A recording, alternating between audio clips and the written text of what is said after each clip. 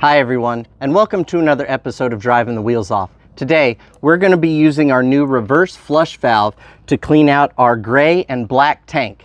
So let's get started.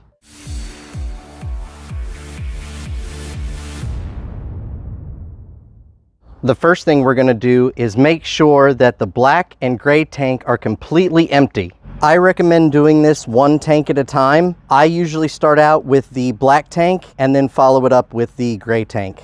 Now that the tanks are empty, let's go ahead and attach the reverse flush valve. As you can see, I've already attached the hose. Because we're going to clean out the tanks first, go ahead and use the control knob and turn it to tank. When we get done with this process, we'll turn that knob to hose and clean out our hose. Now make sure that the handle on the flush valve is closed. Open the valve on the trailer and turn on your hose.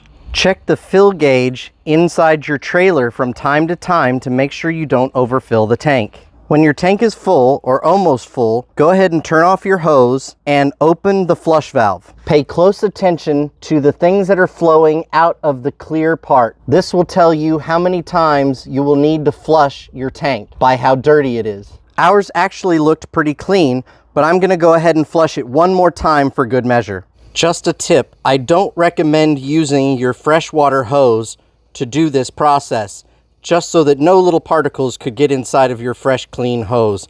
Use a garden hose instead. All right, this is the second flush on the black tank. And as you can see, for the most part, for a black tank, that was a pretty clean flush. Now let's see how clean our gray tank is. That tank looked really clean. So now let's go ahead and close off the gray tank. One last step. We're gonna clean out the hose. All we need to do is turn the control knob to hose and then turn our garden hose back on.